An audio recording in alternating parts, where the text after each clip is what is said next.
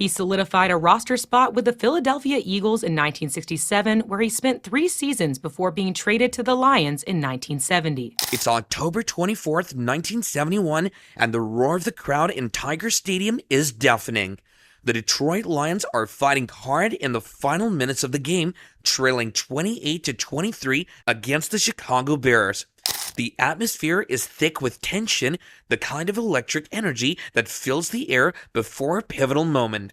Chuck Hughes, a young wide receiver, has just caught a crucial 32-yard pass, moving the Lions into Chicago territory. The crowd is buzzing with anticipation, believing that victory is within reach. The stadium lights shine brightly over the field, casting long shadows as the teams prepare for the next play. Then, out of nowhere, it happens. As Hughes runs back to the huddle, something goes terribly wrong. He suddenly stopped, his hand clutching his chest. His body slumped, and without warning, he collapses onto the turf. It's almost as if time itself had paused. Bears linebacker Dick Butkus, standing nearby, notices Hughes on the ground. His face pales as he motions urgently to the sideline for help. The noise in the stadium fades into an unsettling silence. Coaches, trainers, and doctors rush onto the field, but the sense of dread is impossible to ignore. The bright lights seem to flicker slightly, almost as if reflecting the shock that ripples through the stands. An ambulance arrives, its siren slicing through the heavy air. The fans, once full of hope, are now frozen in place, unsure of what they have just witnessed. The game continues, but the outcome feels secondary to what's unfolding on the ground. Minutes later, Chuck Hughes is rushed to Henry Ford Hospital, but at 5:34 p.m., he's pronounced dead. The news spreads quickly, a wave of disbelief washing over the Lions, the fans, and everyone who had witnessed that tragic moment. Born in Philadelphia, Pennsylvania, Hughes' life story begins in a place that many associate with American history. Philadelphia is a city known for its rich culture and storied past, but Hughes' journey took him to places far beyond Pennsylvania. As a young boy, Hughes moved with his family to Texas. Imagine the shift. A city with historic buildings, busy streets, and urban energy to the vast open spaces of Texas. It's easy to picture a young Hughes, with 12 siblings no less, adapting to a whole new way of life. It was here, surrounded by family and a new landscape, that he began to set roots and carve out his path. Hughes attended Abilene High School in Abilene, Texas, where he soon made his mark as a talented athlete. Sports had always been a part of his life, and he didn't just stick to one field. He was an enthusiastic golfer, even playing with legendary golfers like Chichi Rodriguez and Lee Trevino.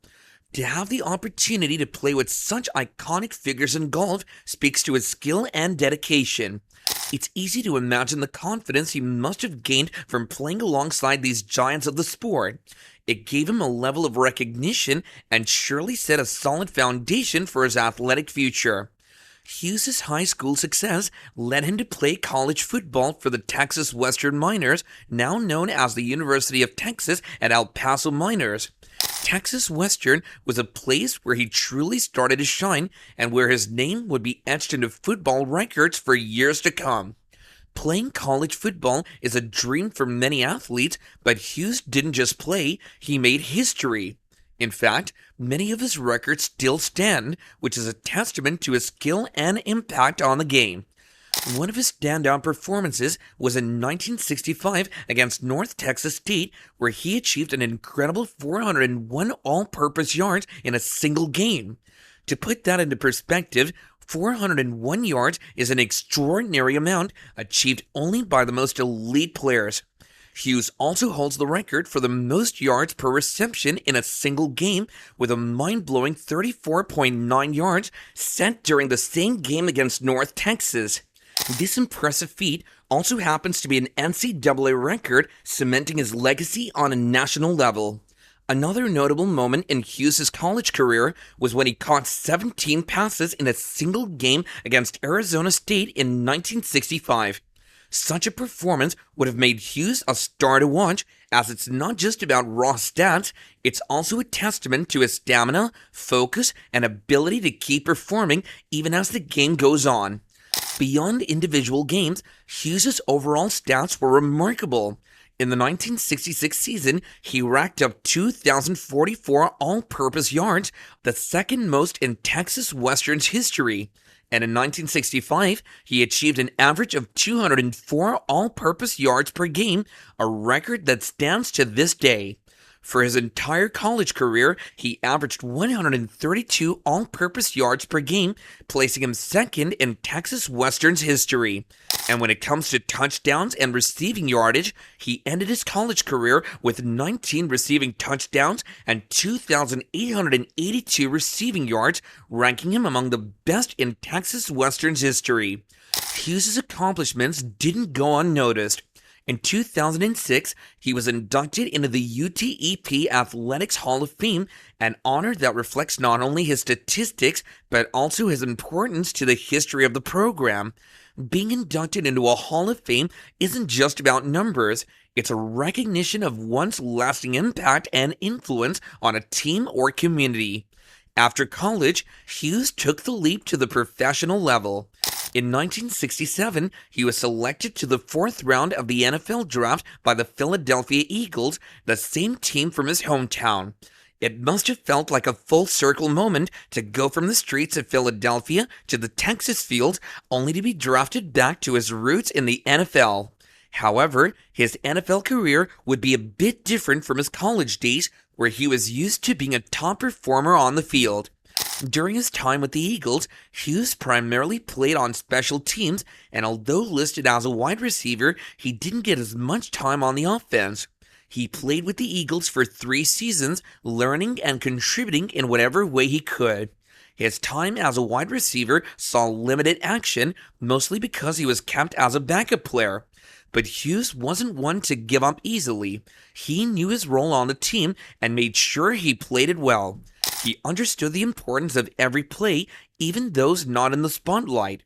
His hard work on special teams showed that he was willing to put in the effort for his team's success, even if it meant not being the star receiver he once was in college. Before the 1970 season, Hughes was traded to the Detroit Lions, where he continued to play a similar role. He had a 5-year professional career, which may not sound extensive, but for anyone who understands the competitiveness and physical toll of the NFL, playing for 5 years is no small feat. He finished his NFL career with 15 catches. While the stats may not reflect the same explosive numbers he put up in college, his commitment to the game and ability to adapt to new roles within a team were invaluable. Reflecting on Hughes' journey, there's a theme of resilience and adaptation that stands out. Here's an athlete who went from being a record-breaking player in college to a special teams player in the pros, yet he didn't waver. The qualities he exhibited throughout his career, dedication, humility, and a team-first mindset, are ones that any athlete or fan can admire. Not every player becomes a household name or racks up record-setting stats at every level, but Hughes' story is a reminder that there are many ways to define success in sports. Hughes' legacy remains etched in the records he set, the games he impacted, and the people he inspired. His story exemplified how sports can be a journey of personal growth, adaptation, and perseverance. Sadly, Hughes' life and career were cut short in a tragic way. His untimely passing left a void in the hearts of his teammates, fans, and all those who witnessed his incredible career. His death was felt deeply not only by his family and friends, but also by the broader football community who had watched him evolve from a record-breaking college player to a dedicated professional. That brings us to the end of the video. How about you subscribe if you haven't already?